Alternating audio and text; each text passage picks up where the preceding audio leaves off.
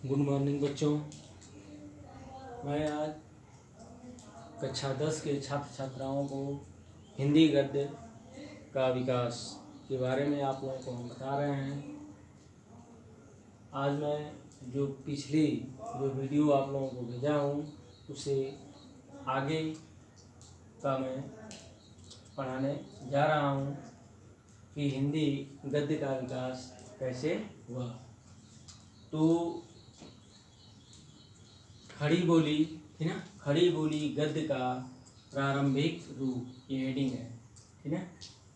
हिंदी खड़ी बोली गद्य का प्रारंभिक रूप, इसमें है कि खड़ी बोली गद्य के प्रथम दर्शन। खड़ी बोली गद्य के प्रथम दर्शन अकबर है ना, अकबर के दरबारी कवि, यानी अकबर के ये दरबार में कवि रहते थे जिनका नाम था गंग। इनका नाम क्या था? गंग। तो इन्होंने कह रहे हैं कि गंग द्वारा लिखित यहाँ जो है चंद छंद वर्णन की महिमा, देख रहे हैं। यह जो है कवि जिनका नाम गंग था, यह जो है खड़ी बोली गद्य के प्रथम दर्शन यानी अकबर के दरबारी कवि जिनका नाम था गंग, ठीक ना। इन्होंने उनके दरबार में ही रहकर इस चंद छंद वर्णन की महिमा का इन्होंने रचना की, ठीक ना, जिनका नाम था गंग, ठीक है। इसके बाद नामक यह ग्रंथ है ना, नामक ग्रंथ था कुतुब शतक है ना, तथा कुतुब शतक यानी इन्होंने दो रचनाएं की। एक जो है चंद छंद वर्णन की महिमा तथा दूसरा जो है कुतुब शतक एवं स्वामी प्राणनाथ के ग्रंथों में होते हैं, यानी एवं स्वामी जो है प्राणनाथ के ग्रंथ में होते हैं। परंतु इसका वास्तविक प्रादुर्भाव 19वीं शताब्दी पर है ना, यहाँ देखिए, परंतु इसका वास्तविक प्रादुर्भाव 19वीं शताब्दी में ही मानना चाहिए, ठीक है। ये जो 19वीं करें कि इसका जो प्रभाव जो पड़ा वह 19वीं शताब्दी से ही मानना चाहिए। यानी इन्होंने जो ये रचना की थी ना, गंग ने चंद छंद वर्णन की महिमा तथा कुतुब शतक एवं स्वामी प्राणनाथ के ग्रंथों में होते हैं, ठीक है। यह जो है कह रहे हैं कि इसका वास्तविक प्रादुर्भाव 19वीं शताब्दी से ही मानना चाहिए, जब गद्य की क्रमबद्ध परंपरा स्थापित हुई। इसका आरंभिक प्रयोग 18वीं शताब्दी के मध्य यानी बीच उत्तरार्ध में राम प्रसाद निरंजनी, जो राम प्रसाद जो निरंजनी हैं, इनकी ये जो रचना कृति मन होता है, रचना जो है योग वासिष्ठ, यह राम प्रसाद निरंजनी की कृति यानी रचना योग वासिष्ठ है। फिर इसके बाद श्री दौलत राम, ठीक है, कृति दौलत राम की रचना है पद्म पुराण के अनुवाद जो है, ये जो पद्म पुराण के अनुवाद जो है 1761, ठीक है, और माथुर नाथ शुक्ल, ठीक है, माथुर नाथ शुक्ल के पंचांग, ठीक है, ये पंचांग इनकी रचना है, पंचांग दर्शन हुआ था। यानी कहने का मतलब यह है कि यह जो है दौलत राम की रचना जो है पद्म पुराण ये अनुवाद जो है 1761 और माथुरनाथ शुक्ल की यह पंचांग दर्शन हुआ था।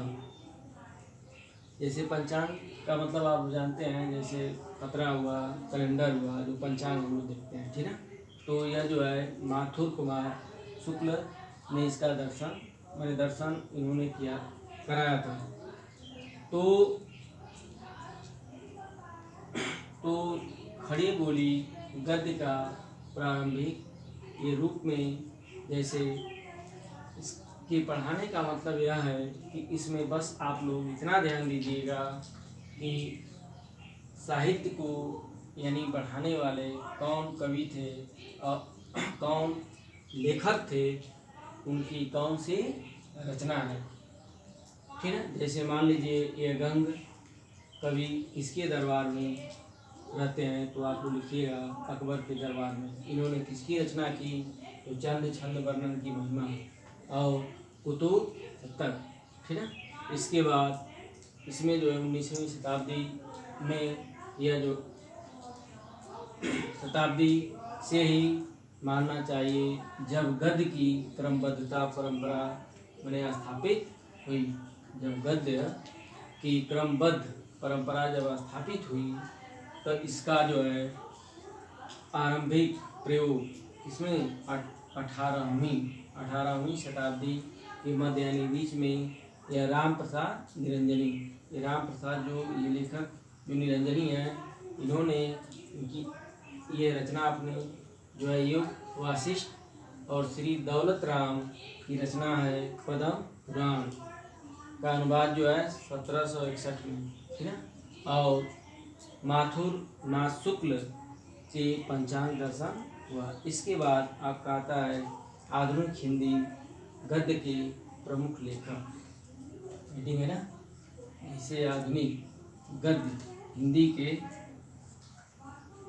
लेखक जो थे, तो कह रहे हैं कि आधुनिक खड़ी बोली के प्रवर्तकों में 4 लेखकों के नाम विशेष रूप से उल्लेखनीय हैं।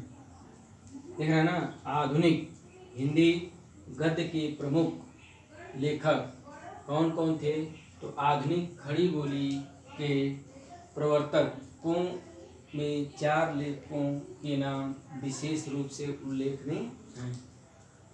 उनके नाम हैं और उनकी यह रचना है। जैसे पहला है मुंशी सदा शुक्लाल, ठीक है, इनकी रचना है सुख सागर, देखिए नीचे लिखे हैं मुंशी सदा शुक्लाल, यह जो है क्या लेखक हैं, इनकी रचना है सुख सागर।